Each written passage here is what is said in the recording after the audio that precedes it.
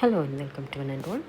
In today's class, we will discuss about the public expenditure. That is the various kinds of expenditure incurred by the government. Okay, so SAQ 30 list out the items of public expenditure. So what is the meaning of public expenditure? As I mentioned previously, public revenue means the revenue of the government. Public debt is the revenue of the debt or the loans of the government, and public expenditure refers to the expenditure incurred by the government.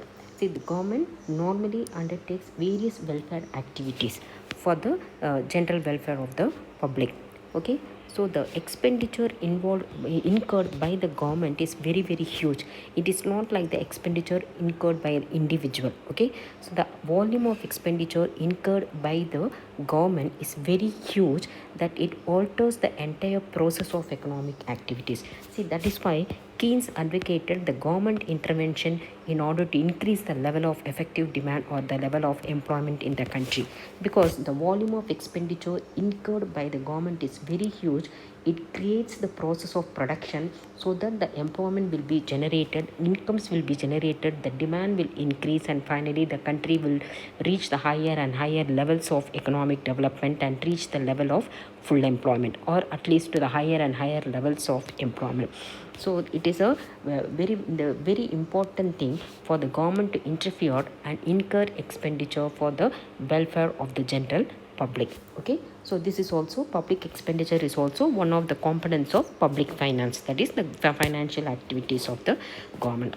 So briefly, let us talk about what are all the various activities on which the government incurs expenditure. The first and foremost is the defense. So the any country, defense expenditure is the most important expenditure, and the expenditure incurred on the defense is the highest of all types of expenditures incurred by the government. I think you can understand, because each and every government, they have to update their defense, isn't it? They have to update their techniques, they have to update their arms and ammunition, isn't it? So the defense expenditure is one of the very important expenditure, and the amount of expenditure incurred on defense is the highest among all types of expenditures incurred by the government. So it is not necessary the government is facing a threat of, a country is facing a threat of war. See, the Cold War is even more dangerous than actual war. So the Cold War, actual war, it happens, but Cold War, you don't know when the enemy is going to attack. Okay, so every year the government has to keep on updating his arms and ammunitions. Okay, so the very first expenditure, the very first budget expenditure allotted by the government is to the defense of the economy. Okay, that is the first major expenditure incurred by the government. And the second one, internal security. So it is not only protecting the country from external threats, the government has to protect the country from even from internal threats. So that means what, the security level in the country should be always updated. Okay, so the same amount of expenditure to be incurred on arms and ammunition, the same thing the government has to provide for internal security also. Then, apart from the defense and providing for internal security, the next major expenditure incurred by the government is towards the economic activities or the economic services undertaken by the government.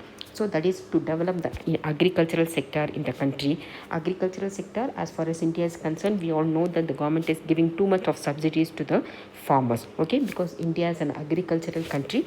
If there is any failure in the agricultural sector, then the country, the national income, the country growth will be very seriously affected. Okay, so the government provides all sorts of assistance to the agricultural sector, so that again involves a huge amount of expenditure on the part of the government. And the second one is the industry. So industry, it requires huge amount of capital expenditure. Industry, even the transportation sector, so all these sectors, they involve huge amount of expenditure, huge amount of investment, which is not possible for the private sector alone. So the government has to step in, the government has to provide, government has to incur the investment expenditure for the development of all the basic good industries, all the capital goods industries, all the consumer goods industries. The government has to provide assistance, to financial assistance to all the small scale industries, isn't it? And the transport, all the service sector, transport, power, everything. So all those infrastructural expenditure also has to be incurred by the government. Okay, then the fourth one is the social services. Social services is the development of health and education. So this is contributing to the human capital of a country. Okay, then again you can understand that it is very very important to develop the human capital or the human resources in the country. The labor force in the country should be well equipped, trained, qualified, etc. In order to have that, the government has to provide the proper educational standards, should be the proper health standards should be there in the country. So this also involves a very very huge level of investment, and not only that, the returns from this investment is going to take a very long period of time. No private sector will come forward to do that. Again, it is necessary on the part of the government to incur huge expenditure to develop the education facilities, to develop the health facilities, or in short, to provide the social services and develop the human capital formation of the country. Okay, then the next one is the pensions. Who is receiving the pensions? The people who have retired. So the people who have retired, they are supposed to be paid the pensions, and you have to understand that the pensions, the people who are retired, they are not contributing anything to the production. So the government is not getting any return currently, but still the government has to pay the money income. This is a transfer payment. The government has to make the payment towards pensions to all those retired employees. And then the next coming to subsidies. So subsidies, the fertilizer subsidy, the power subsidy, I just now mentioned agricultural sector is the largest subsidized sector in our country. So wherever it is necessary, or if any industry is developed in the backward area, in order to develop the backward area, the government should provide the subsidies, isn't it? So all these are huge amount of expenditure on the part of the government without getting adequate financial return. Then apart from that, grants to state governments and grants to foreign governments. So grants to state governments, if you remember, grants is something which is not being repaid. Loans, if the government gives loans, along with the principal amount and the interest, the government is getting the payments back. But if the government is providing the grants, that money is not, that fund is not being repaid. But still the central government has to provide the grants to the state government, and because of all the external obligations, the government is obliged to give grants even to the foreign governments, and from this also the government is not getting any returns. Okay, and then apart from that, loans to state governments and loans to foreign governments. So even though these loans are being repaid, it takes a long period of time. Still the government should have a huge amount of incur a financial expenditure to provide loans both to the state governments as well as to the foreign governments.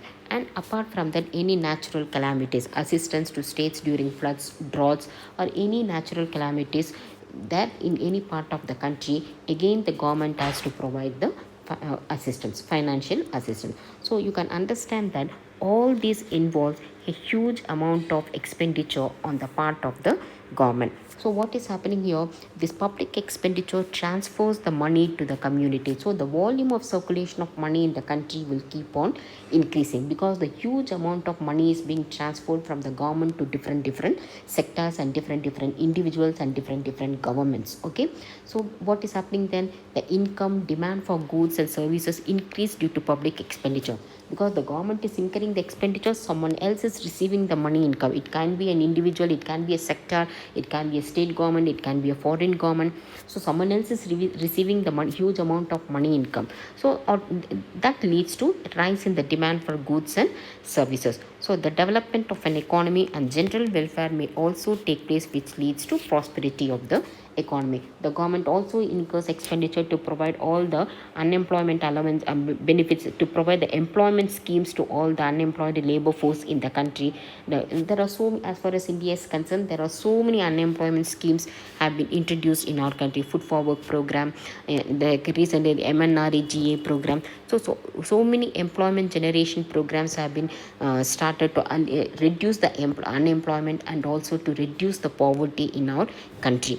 So all these are the welfare activities undertaken by the government, which involves a huge amount of expenditure and which transfers the money income from the government to different sections of the population in the country, especially the poorer sections of the population. So automatically the money income of the individuals will increase, the demand for the commodity will increase, the production will increase, and the country can lead to a higher and higher levels of economic development. Okay, so this is the importance of public expenditure. Okay, so I hope you have understood the concept. If you have any doubts, please mention that in the comment box. So otherwise, if you find this video useful, please like, share and also subscribe to my YouTube channel. Okay, so until my next class, take care. Bye bye.